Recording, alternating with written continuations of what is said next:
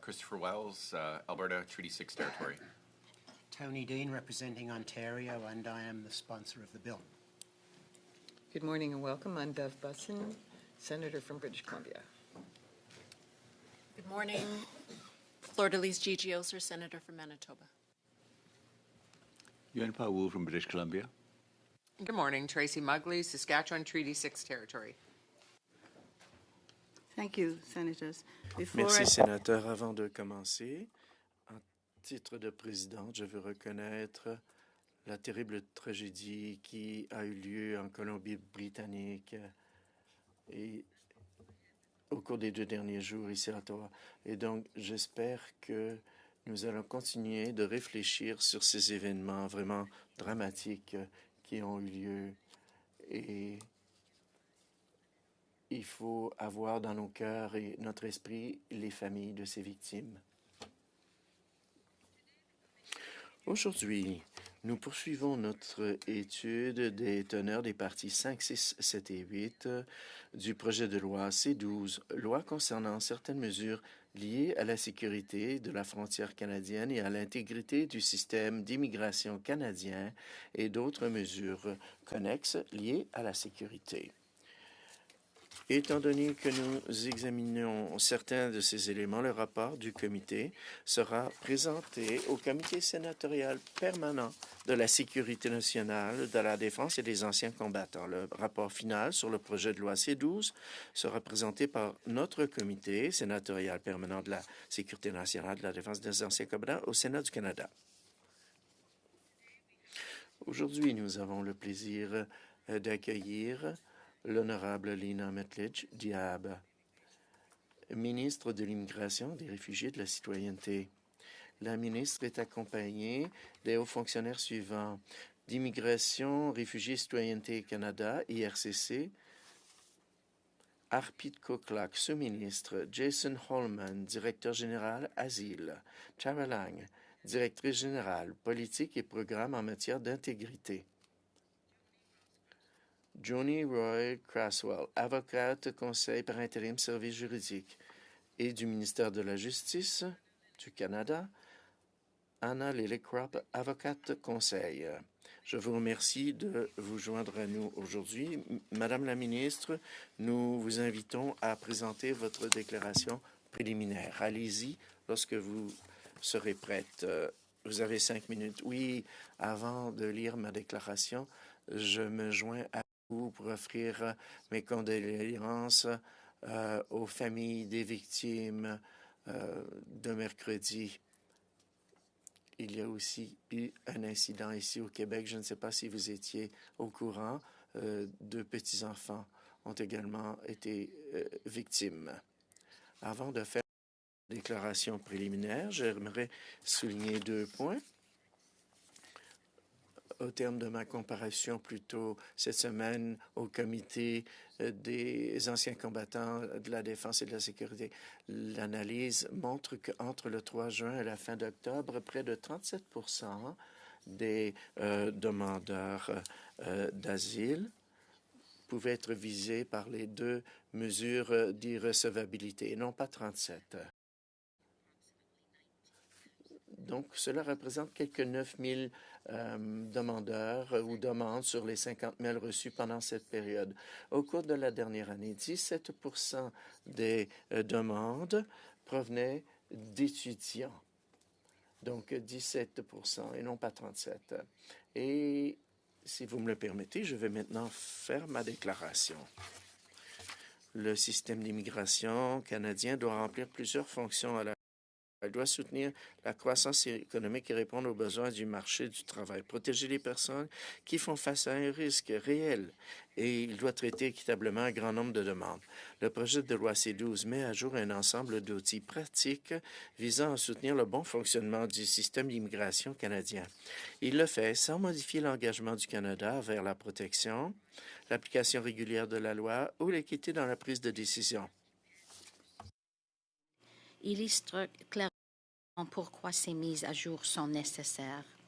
Le système d'asile du Canada repose sur la crédibilité et la rapidité.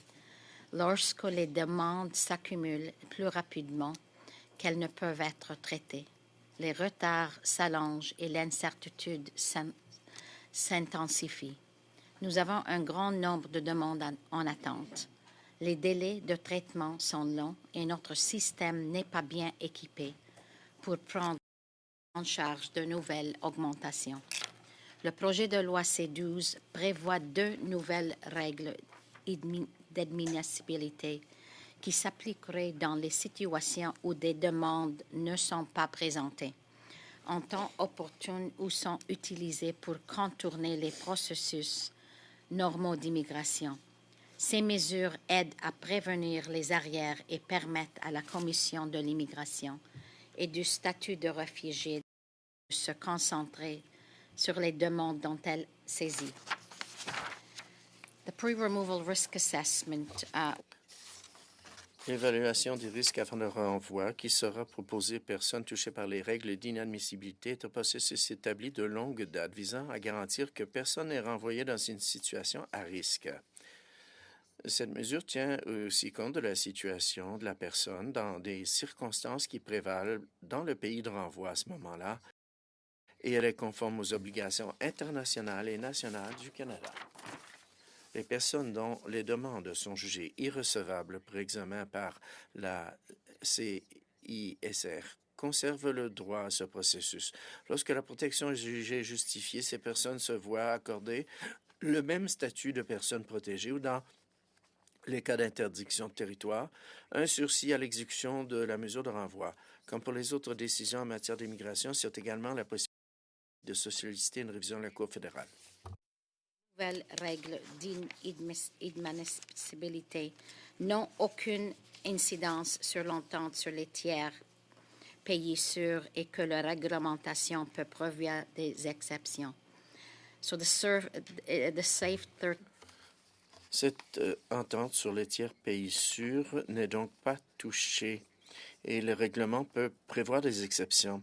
Le projet de loi présente des pouvoirs ciblés pour mieux gérer les documents d'immigration et les demandes reçues dans des situations exceptionnelles, comme une erreur systémique, une fraude ou des préoccupations en matière de sécurité publique. Ces pouvoirs sont de nature administrative et sont distincts de ceux qui se rapportent au statut d'immigrant personne au Canada. À eux seuls, ils ne modifient ni ne révoquent le statut d'une personne et ne changent rien au processus de renvoi du Canada ou à sa capacité d'exécuter un renvoi. Tout changement de statut continuerait à se produire uniquement par l'intermédiaire des processus existants énoncés dans la loi, avec accès aux mesures de protection et au réexamen. Les personnes touchées par l'utilisation de ces pouvoirs disposeraient également de recours aux tribunaux. Dans le cadre de l'étude par la Chambre, des amendements ont clarifié la manière dont ces pouvoirs peuvent être utilisés et ont introduit des obligations de rendre compte au Parlement lorsqu'ils sont exercés.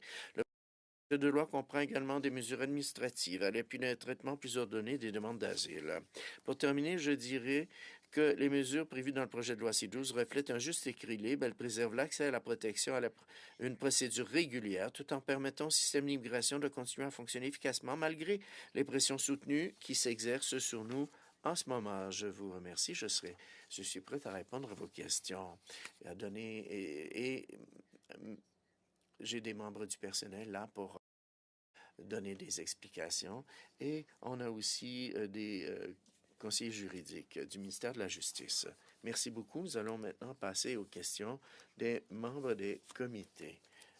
Vous avez 4 minutes pour poser les questions et les réponses. La première question, sénatrice Bury, suivie par les sénateurs Hay et McFadden. Non, donc ce sera sénatrice Bury, suivie par la sénatrice McFadden et ensuite le sénateur Dean, le parrain du projet de loi. Bonjour, Madame la ministre, je vous remercie d'être présente. Je me demandais, on a entendu toutes sortes de témoignages, dont Manon Brassoir, la commissaire de la CISR. Au moment où cette loi a été rédigée pour renforcer notre système. Pourquoi le rôle de la CISR, qui est reconnue à l'international, n'a-t-il pas été élargi étant donné son bilan récent pour ce qui est de réduire les arriérés notamment? Oui, merci pour cette question. Moi, je suis arrivé comme ministre vers la fin de mai. Et bien sûr, nous avons reconnu le fait qu'il y avait un manque d'efficacité et un arriéré, quelques 300 000 dossiers en attente. La CISR ou le ministère IRCC a pris toutes sortes de mesures et pour accroître la capacité. Et notamment pour faire du triage des différents camps et pouvoir envoyer à la CISR tout ce qui doit être traité. Donc, cela permet de mettre, d'alléger le fardeau de la commission. On a entendu des témoignages à l'effet que cela se passerait plus rapidement d'emblée plutôt qu'à la fin, au début plutôt qu'à la fin, et que cela pourrait se traduire par des retards et accroître l'arriéré, en fait. Est-ce qu'on vous en a parlé dans vos analyses? Oui, un des risques avant renvoi a été retenu comme respectant les obligations humanitaires du Canada, comme d'autres obligations liées au refoulement. Et la loi a été conçue en tenant compte de cet élément. Elle n'a pas été conçue pour les demandes irrecevables, mais pour ceux qui devraient être renvoyés du Canada et qui risquent de faire face à des risques dans leur pays d'origine. Donc, les agents ont suivi beaucoup de formations pour pouvoir mener les audiences.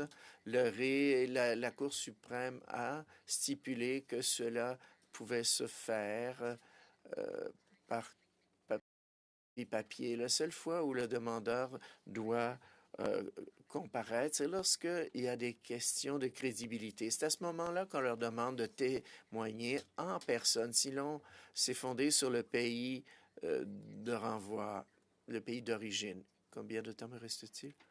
Merci, Madame la ministre. Merci, sénatrice. La sénatrice McFedrin, maintenant, vous avez la parole. Merci beaucoup, Madame la Présidente. Merci à vous et aux fonctionnaires d'être là. J'ai quelques questions.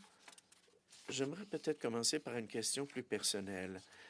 C'est pour reconnaître que vos parents étaient des immigrants au Canada et que vous-même, avez connu certains conflits et que vous êtes revenu au Canada pour cette raison. Je me demande si vous avez aperçu ces modifications en vous demandant si vos parents, sous ces règles et changements, auraient pu être acceptés au Canada. Oui, je vous remercie pour cette question et je sais que c'est une question qui vous tient à cœur.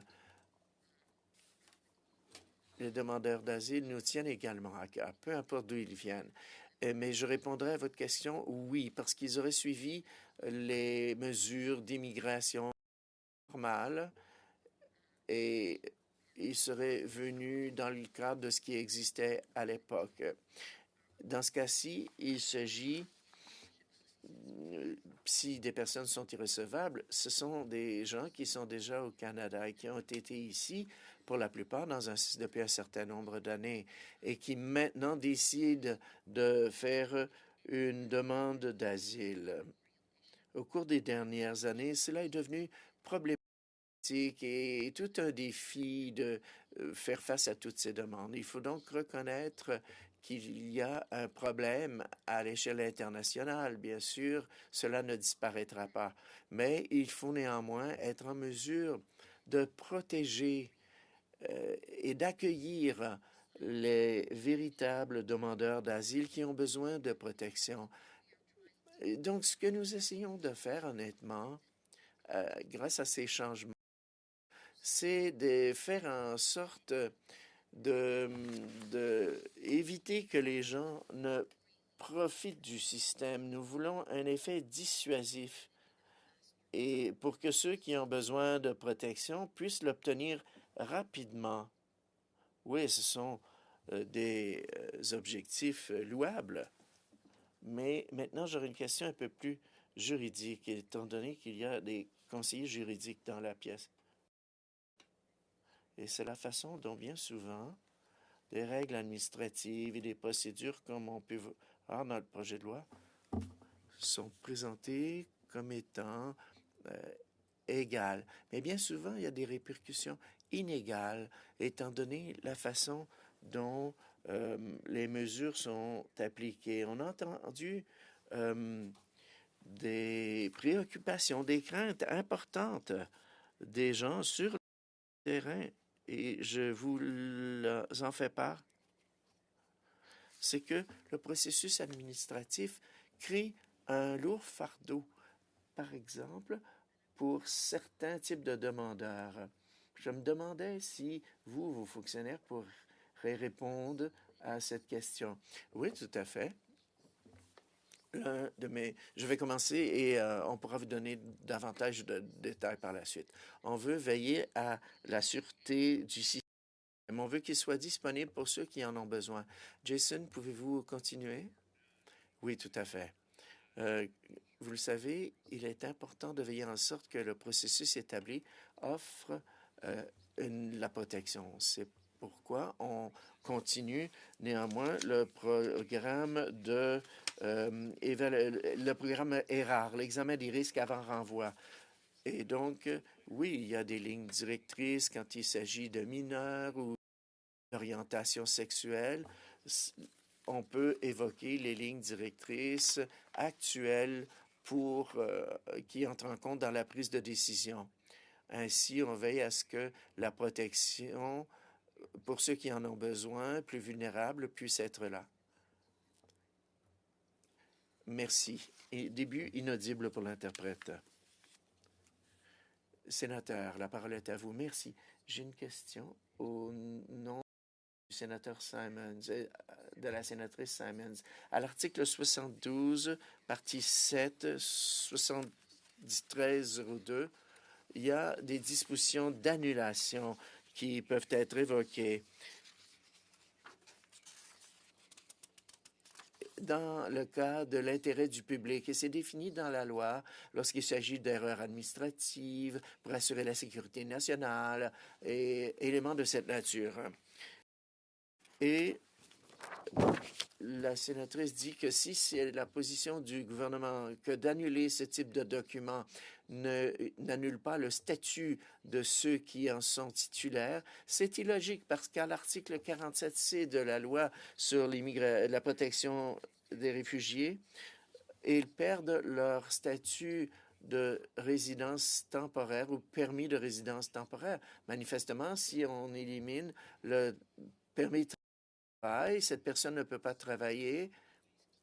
Donc, pouvez-vous éclaircir cette position, à savoir que d'éliminer le permis n'élimine pas le statut ou le statut de résidence du demandeur? Nous avons prévu une réponse à ce point parce que ça a été mentionné dans d'autres comités.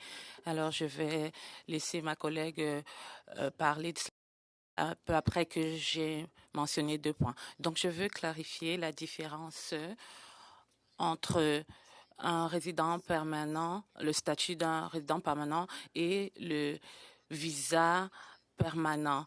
Donc, on parle de visa travailleur et étudiant. Il s'agit ici d'un visa temporaire résidents, mais il y a aussi un visa pour les résidents permanents. Il s'agit ici des personnes qui ne sont pas encore arrivées dans le pays.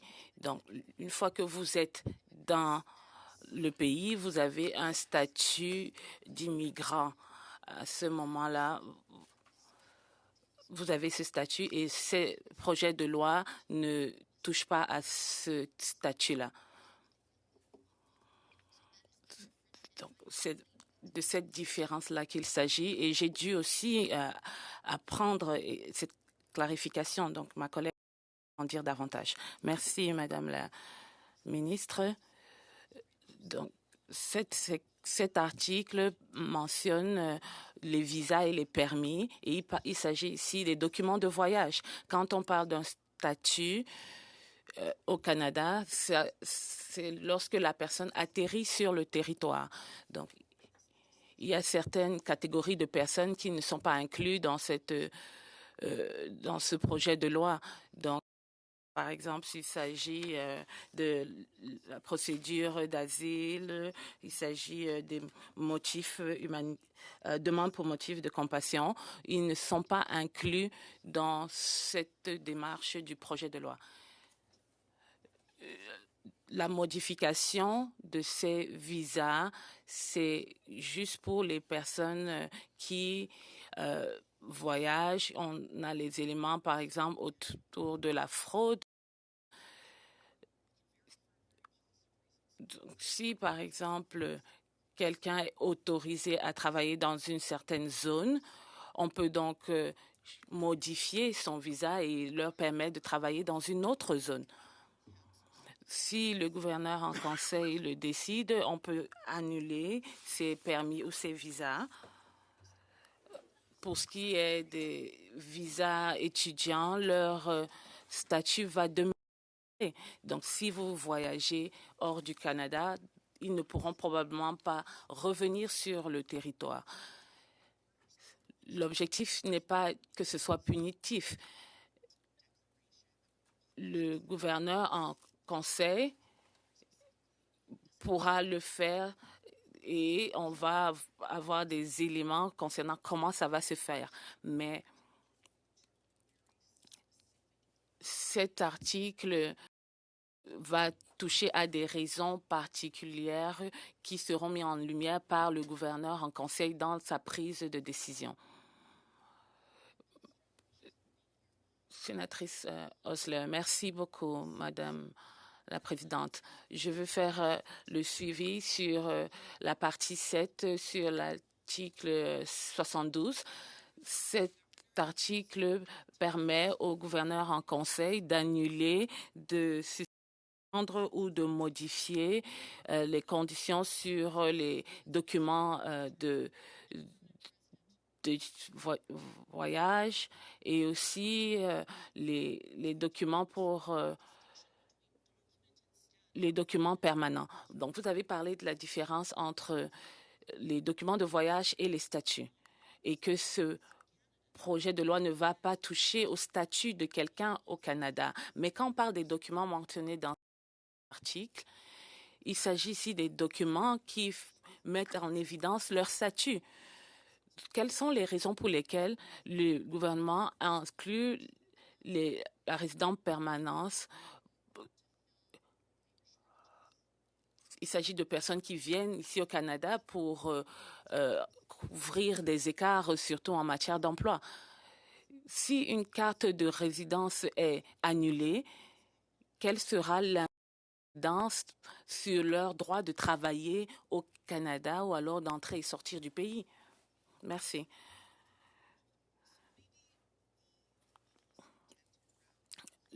L'objectif de la politique, en incluant la résidence permanente et les visas permanents, c'était dans l'intérêt national.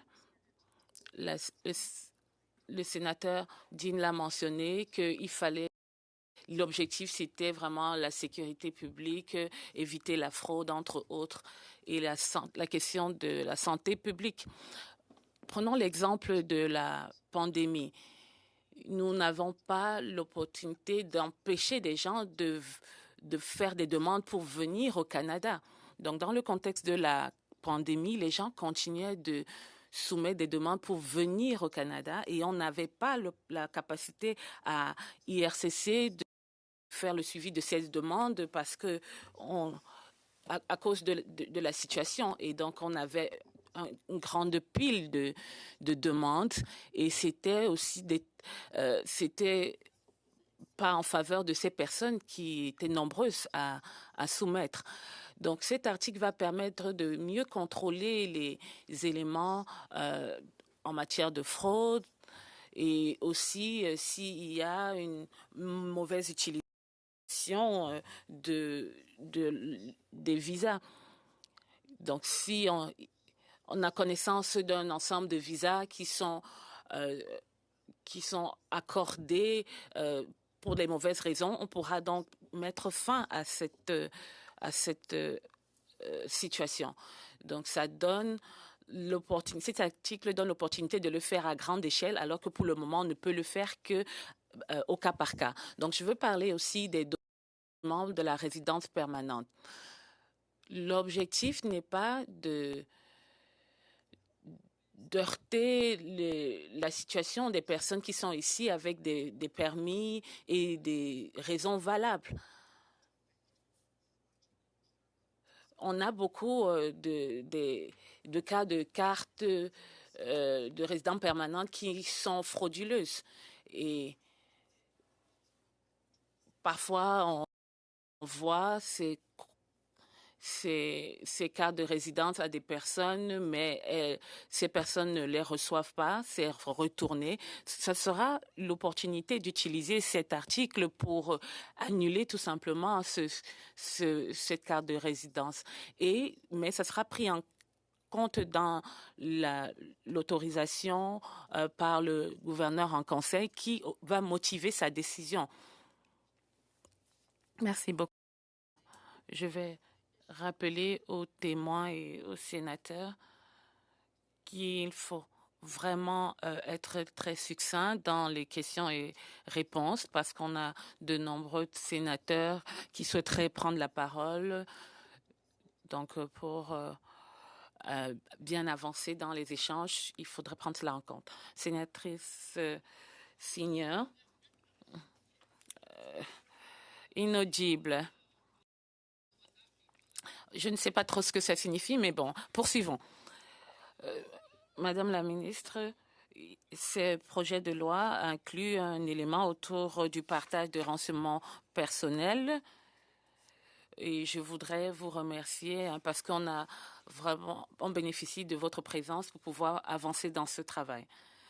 Alors, je veux comprendre un peu la question du partage qui donne au ministre l'opportunité de partager les informations personnelles concernant les résidents permanents et aussi les Canadiens naturalisés, entre autres, et les partager avec les provinces et territoires.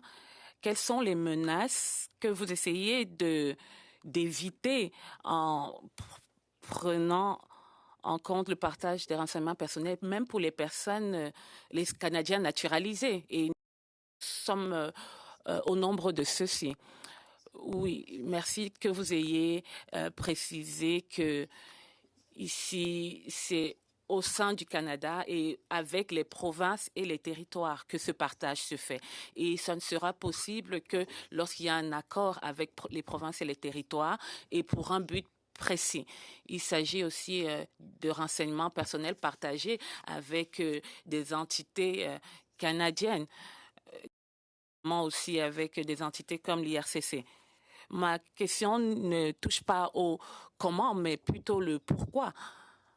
Nous sommes ici, certains d'entre nous, depuis une cinquantaine d'années. Certains sont nés ici. Pourquoi est-ce que vous voulez collecter et partager des renseignements personnels nous concernant? C'est pour, en fait, faciliter la procédure pour les demandeurs, pour que lorsqu'ils font une demande auprès d'un service du gouvernement, l'information est disponible et qu'elle puisse être utilisée pour une autre demande dans le cadre d'une autre entité. Donc, si par exemple, ils font une demande et qu'ils ont besoin d'un passeport, donc j'ai déjà un passeport, par exemple, en tant que citoyen naturalisé. Vous ne répondez pas à notre question. Et je pense que ça crée une division entre les Canadiens. Il y a deux catégories, en fait.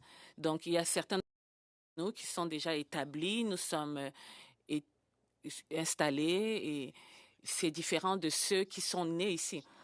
Ici, il ne s'agit pas de collecter l'information, il s'agit du partage de ces renseignements de manière appropriée avec un objectif. Et le but, c'est de s'assurer que les services soient donnés à ces personnes. Il y a deux éléments. En ce moment, les provinces et territoires ne reçoivent que les informations concernant les nouveaux arrivants cas par cas. Avec ces nouveaux pouvoirs, on pourra partager des renseignements dans le cadre d'accords et il sera précisé le type d'informations partagées et quand. Et ça permettra aux provinces de savoir que ces personnes qui vivent au sein de leur communauté sont peut-être à même d'avoir accès à certains types d'allocations. Alors, moi, par exemple, je vis ici depuis une cinquantaine d'années. Pourquoi est-ce que vous collecterez des informations me concernant? La collecte d'informations n'est pas nouvelle dans le cadre du projet de loi. Il faut que, peut-être je vais revenir vers vous pour vous aider à comprendre quel était l'objectif quand on a inclus les Canadiens naturalisés. Oui, on a l'intention, c'est vraiment le partage au sein des agences et des entités de migration.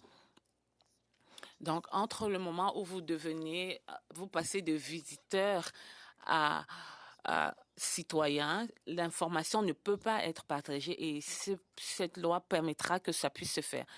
Je ne comprends toujours pas pourquoi ça s'applique à certains d'entre nous. Sénatrice Mowgli, je vous passe la parole. Merci d'être ici.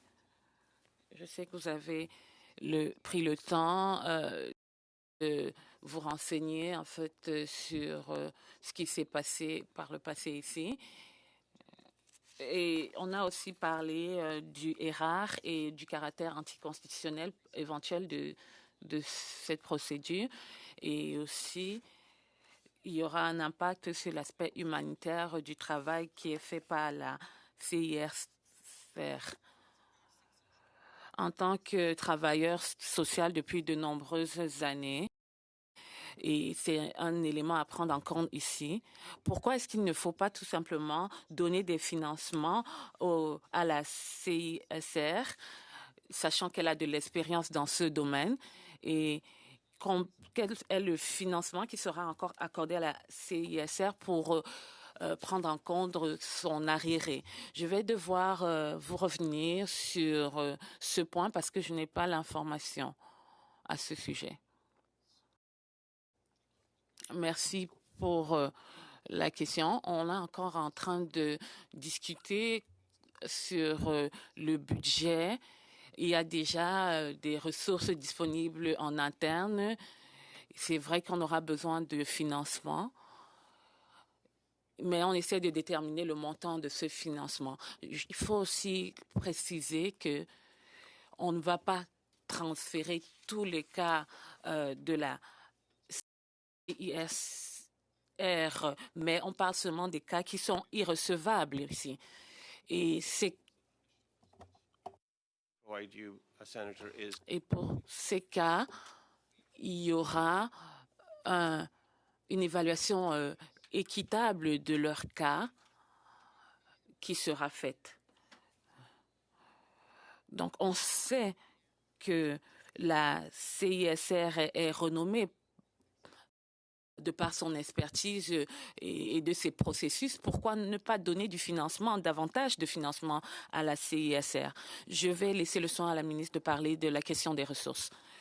Nous avons 300 000 cas d'arriérés dans le système de la CISR. Donc, en augmentant leurs ressources, est-ce que ça ne permettra pas de réduire les arriérés? en ce moment, ce n'est pas que les arriérés au niveau des inventaires, mais l'idée aussi, c'est de dissuader les personnes de mal utiliser le système, d'abuser du système. Il faut aussi que les gens puissent comprendre dès le départ, avant même qu'ils n'envisagent de soumettre une demande, qu'ils ne puissent le faire que s'il y a vraiment un motif raisonnable et non point qu'ils le fassent pour juste l'envie de le faire. Donc, c'est vraiment ça l'objectif. Certains ne... Comment savez-vous que ces demandes ne sont pas légitimes? On a des agents qui travaillent depuis de nombreuses années sur ces dossiers. Merci.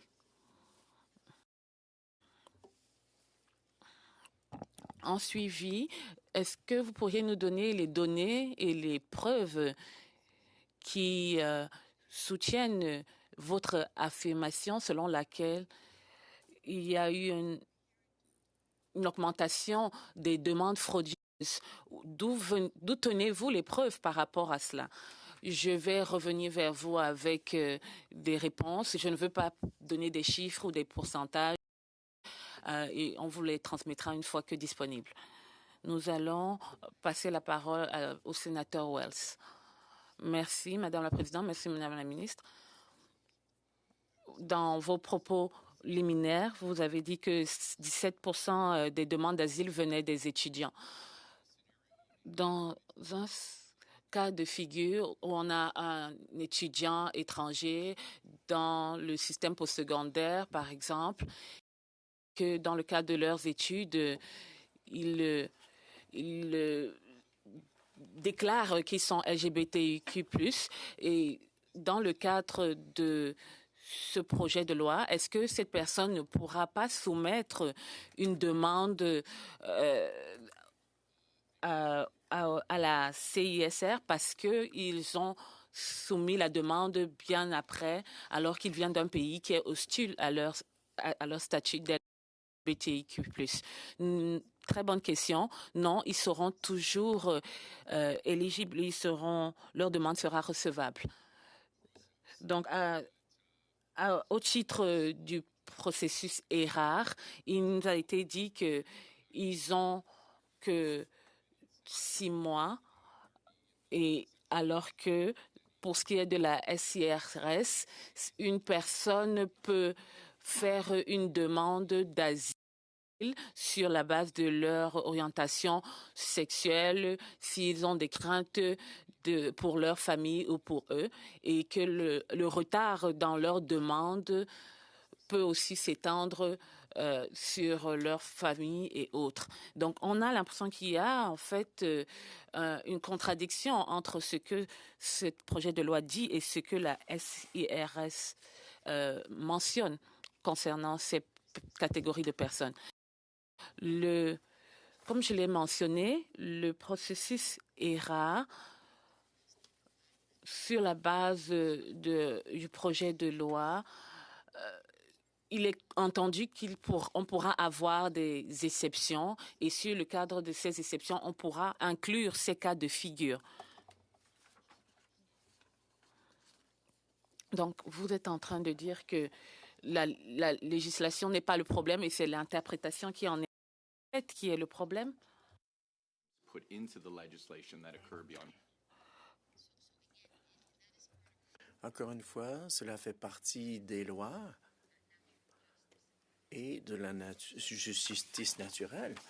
Donc, le processus tiendra compte de ces éléments et du pays d'origine. De nombreux facteurs où on a un ordre de renvoi.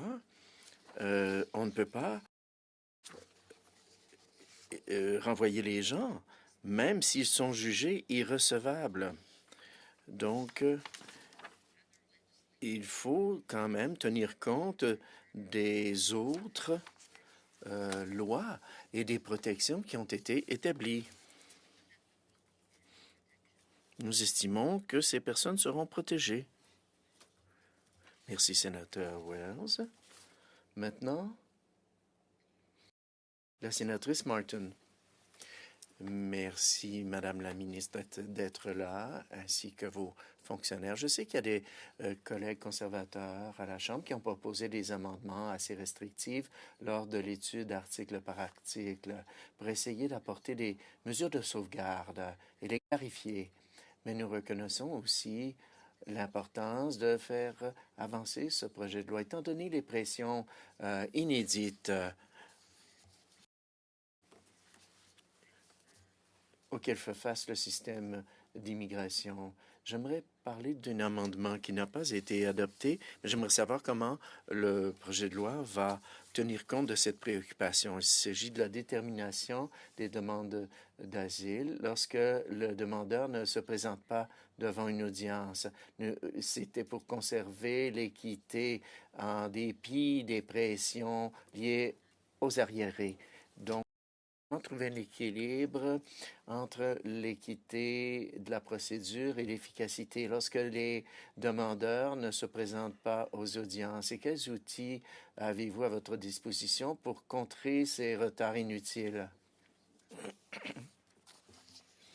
Monsieur Hoffman pourra répondre. Je ne me souviens pas de l'amendement exact que vous avez mentionné. Mais lorsque les gens ne remplissent pas le formulaire au complet, par exemple, il y a déjà un mécanisme pour mettre ces demandes dans un dossier que l'on juge comme étant une demande abandonnée. Il peut y avoir une raison légitime pour laquelle une personne ne se présente pas à son audience. Mais sinon, le processus est jugé comme étant abandonné. Le dossier fermé. Pour ce qui est des changements à la réforme qui démontrent comment le cadre actuel permet d'améliorer les délais, réduire les arriérés. Il y a deux éléments aux mesures ou au processus d'octroi d'asile. On a passé pas mal de temps à parler des mesures d'inadmissibilité qui sont là pour empêcher de rajouter au fardeau du système. Mais les changements apportés feront en sorte d'accélérer le processus. Ainsi, les gens pourront présenter une seule demande en ligne et non pas à présenter à maintes reprises leurs informations, des détails. À l'heure actuelle, il y a des demandes incomplètes et cela fait beaucoup d'aller-retour. Pour ce qui est des dossiers abandonnés, dans certaines circonstances, des demandeurs peuvent initier un processus et ne pas terminer ou donner toute l'information nécessaire pour mener à bien le dossier. Si on réfère le tout à la commission, cela a tendance aussi à embourber le système. Et donc, on veut que les nouvelles mesures permettent à ce que les dossiers abandonnés puissent être mis à part et ne ralentissent pas le processus. Il me reste un peu de temps. Pour ce qui est de la sécurité aux frontières, moi, je vis en Colombie-Britannique et bien sûr, nous avons une frontière très achalandée avec les États-Unis et de nombreux points d'entrée. Donc, les nouvelles mesures à cet égard établissent des délais bien précis après une entrée irrégulière et ne tient pas à des circonstances complexes. Donc, il faut assurer l'équité dans des circonstances plus compliquées. Comment donc est-ce que les agents en Colombie-Britannique sont-ils préparés pour traiter les demandes ou les cas au point frontalier? We'll take a stab at it at IRC. Oui, nous allons. L'Agence des services frontaliers est là. Elle pourra probablement mieux répondre à votre question, mais nous pouvons essayer. Et votre temps est écoulé. Maintenant, La sénatrice Arnold, merci beaucoup de nous donner un peu d'éclaircissement sur un sujet très complexe. J'aimerais être rassuré pour ce qui est du processus ERAR. Bien sûr, le système s'améliore et disons qu'il y a 80 000 dossiers de 90 et 90 dossiers. Il y a donc un arriéré de 300 000 demandeurs. Si ces personnes-là se tournent toutes vers l'examen des risques avant renvoi, et pendant les audiences orales, on a entendu dire que c'était très important d'avoir une audience orale. Donc, pouvez-vous répondre à cette question, advenant que tout le monde se retourne vers ce processus?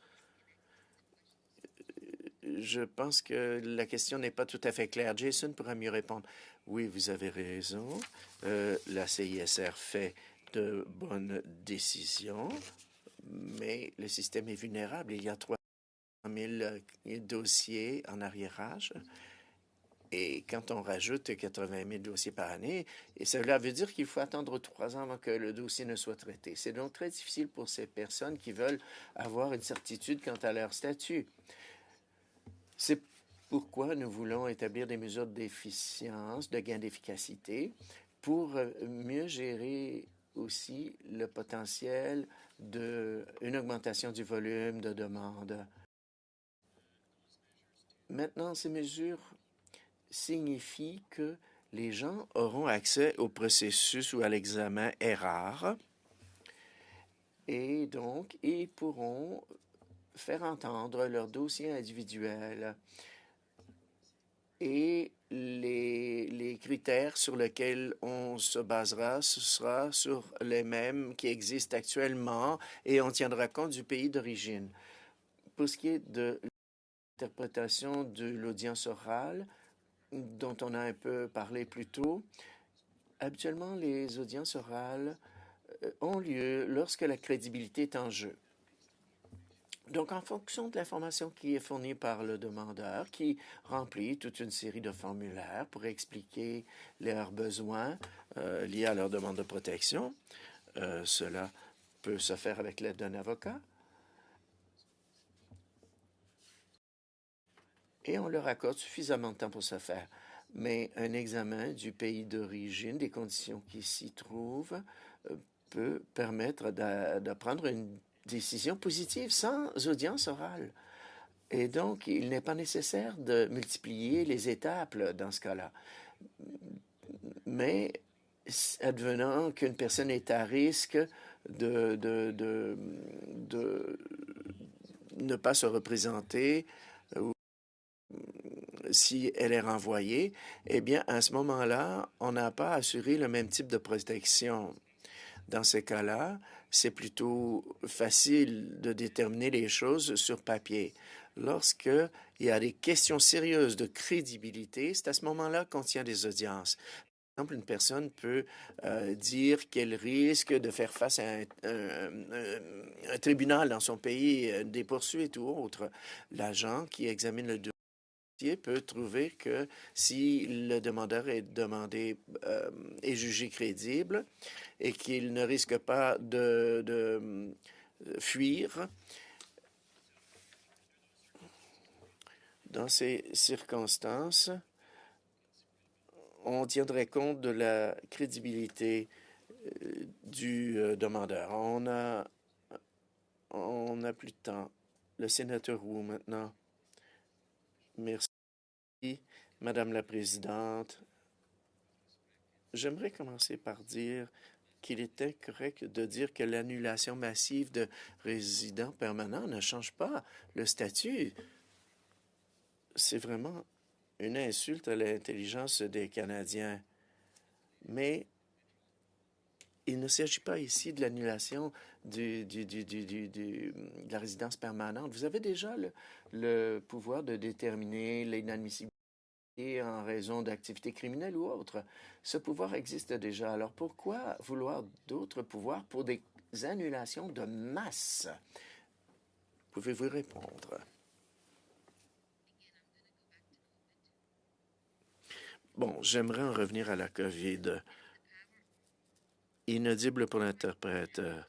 On parle de visa d'étudiants. Les gens qui sont déjà ici, qui ont des cartes de résidents permanents. Vous pourriez annuler en masse. Cela a une incidence sur le statut, non? L'usage de ces pouvoirs se ferait en cas d'exception. Le tout ne relève pas uniquement du ministre. Cela doit aller devant le conseil, devant le gouverneur en conseil. En 2016, par exemple, il y a eu une attaque. Je suis au courant parce que j'étais dans un autre pays. Il y a eu une attaque, cyberattaque sur le système d'IRCC et le système était en panne pendant un bon moment. Donc, il pourrait y avoir une cyberattaque, des gens qui font des demandes illégitimes. Donc, plutôt que de déterminer ou annuler chaque dossier un par un, qui est très coûteux et inefficace, bien sûr, ça nous permettrait de prendre une pause et de regarder les dossiers et on pourrait déterminer que le cas peut être rétabli ou pas. Oui, mais pour ce qui est de l'exemple de la COVID, à l'époque de la pandémie, il y aurait eu des centaines de milliers de Canadiens ayant une carte et qui voulaient revenir en fonction des mesures de déplacement. Serait-il possible que vous auriez pu justement annuler en masse leur carte de résidence pour les empêcher de revenir au Canada? Non, ce ne serait pas une situation où le ministère recommanderait au gouverneur en conseil d'agir ainsi. Il faut établir, cela se fait selon l'intérêt du public. Oui, mais en matière de santé, et advenant une urgence en santé, on pourrait envoyer une recommandation au GEC, gouverneur en conseil. Une carte de résident permanent, ça n'a rien à voir avec le statut. Par exemple, j'ai une amie qui est résidente permanente. Ça vient de votre site web. La carte prouve que vous avez un statut de résident permanent. Oui, mais ce n'a pas aucune répercussion sur votre statut. Puis-je continuer? Alors, s'il vous plaît. Je vais donner au témoin la possibilité de finir sa réponse. 20 secondes. Lorsque vous êtes immigrant, vous arrivez au Canada, votre statut est confirmé, vous recevez une carte de résident permanent. Si vous la gardez à jour, si elle n'est pas actualisée, vous demeurez néanmoins un résident permanent. Vous n'avez pas à avoir la carte. Il en va de même pour d'autres types de certificats. Il s'agit d'un document, tout simplement. Un exemple de dossier où on voudrait peut-être annuler une carte de résident permanent, advenant une erreur administrative sur un certain nombre de cartes émises à différentes personnes de façon erronée, on pourrait annuler tout cela et sans aucune facturation auprès des clients et rétablir le bon titulaire de la carte. La sénatrice Boudreau. Merci à la ministre et son équipe d'être ici aujourd'hui. J'aimerais te faire suite à la question que mon collègue, le sénateur Wells, a posée concernant la communauté de LGBTQI+. Dans le scénario qu'il vous avait décrit, vous aviez dit c'est correct, après un an, on peut quand même les traiter en passant par le PRA. PRA, je ne suis pas certain c'est quoi en français, là, mais vous passez par le PRA. Sauf que le PRA ne permet pas d'audience orale. Et il y a déjà eu une décision de la Cour suprême qui dit qu'une audience orale est un droit et non un privilège. Alors, comment on explique ça? Est-ce qu'une décision de la Cour suprême ne s'applique pas à cette communauté-là au Canada? Ou comment est-ce qu'on fait pour dire on s'occupe d'eux dans le système de PRA quand le PRA ne permet pas une audience orale? Alors, je veux demander les personnes légales de justice parce que c'est vraiment une question de la loi. J'ai essayé à expliquer, mais je pense que... alors, c'est à vous.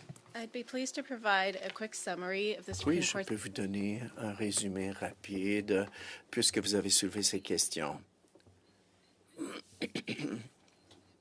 L'élément le plus important à signaler, c'est que la Cour suprême... Oh, pouvez-vous vous présenter, s'il vous plaît, au fin du compte-rendu? Désolé.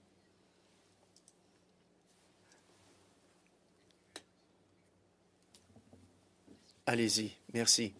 Donc, la Cour suprême a établi que pour qu'il y ait justice fondamentale, une audience orale a lieu lorsqu'il y a problème de crédibilité, mais elle n'a pas déterminé qu'il fallait une audience orale.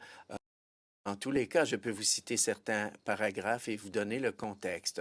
La décision de la Cour suprême, dans le cas Singh, examinait ce qui existait sous l'ancienne loi. Le processus pour la demande de réfugiés était différent. Un demandeur d'asile rencontrait un agent senior. Le dossier était examiné. Il y avait transcription de l'examen, renvoyé au ministre et ensuite renvoyé à ce qu'on appelait le comité consultatif le statut de réfugié. Ce comité examinait la transcription, la demande et formulait une recommandation pour ce qui est du demandeur pour la protection ou l'octroi d'asile. Le tout était renvoyé au ministre pour décision. Et le pouvoir de faire cette décision était habituellement envoyé au registraire du comité. La Cour suprême a déterminé qu'essentiellement, ce comité sur le statut de réfugié agissait en tant qu'organe de prise de décision et cela allait au-delà de ses pouvoirs et que le comité utilisait de l'information qui n'était pas rendue rendue accessible pour le demandeur. Donc, il y a eu des plaintes par rapport à la charte. Et la Cour a déterminé, et que ce n'est pas dans tous les cas, qu'il était possible qu'une audience orale devant le décideur n'est pas nécessaire dans tous les cas où l'article 7 de la Charte était en jeu. On a déterminé que pour assurer l'équité de procédure, il fallait agir de façon différente selon les cas. Au paragraphe 59, la Cour stipule que même si la Cour était prête à accepter que les demandes écrites pouvaient avoir lieu, néanmoins, elle estimait que lorsqu'il y a des problèmes sérieux de crédibilité, la justice fondamentale exige que la crédibilité soit déterminée en fonction d'une présence ou d'une audience orale. Voilà ce que le processus est rare fournit lorsqu'il y a une question de crédibilité. Désolé, votre temps est écoulé. Maintenant, sénatrice Boson, merci beaucoup. Merci d'avoir été là. En septembre de l'an dernier, le comité permanent de la citoyenneté et de l'immigration de la Chambre, et un représentant a dit que le partage d'informations, donc cette disposition de partage d'informations dans le C12 permettrait à la CISR de partager de l'information sur des demandes entre les différents secteurs d'activité. Selon ce particulier, cela améliorerait l'intégrité du système et aussi simplifierait les demandes afin que les demandeurs n'aient pas envoyé la même information à divers endroits. Cela permettrait à l'IRCC d'éviter les chevauchements. Pouvez-vous nous parler de l'intégrité du système, par exemple?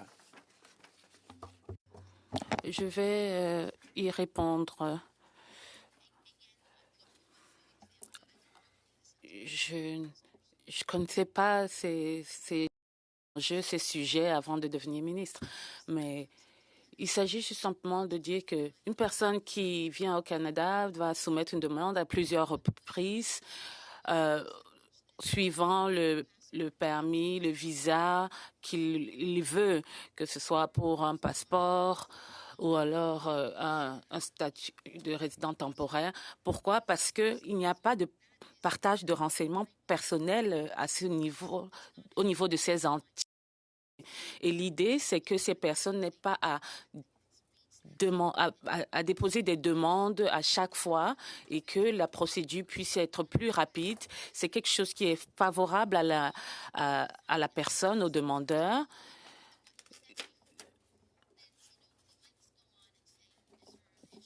Donc, je pense que c'est quelque chose de fondamental.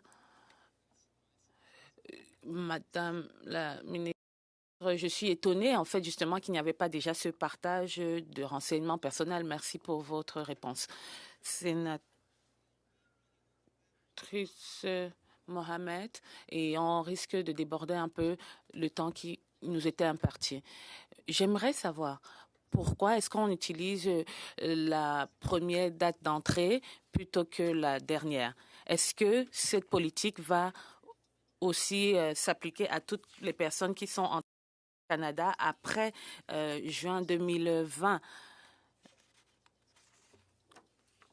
Si ce projet de loi est adopté, ça va juste renvoyer la balle dans le camp de ceux-là qui suivaient la procédure, en fait. Je vais laisser le soin à mon collègue de répondre. On l'a expliqué. L'objectif, c'est vraiment de aider l'utilisation frauduleuse et le contournement des procédures. En utilisant la date de l'entrée la plus récente, il n'y aura pas cet effet dissuasif pour la mauvaise utilisation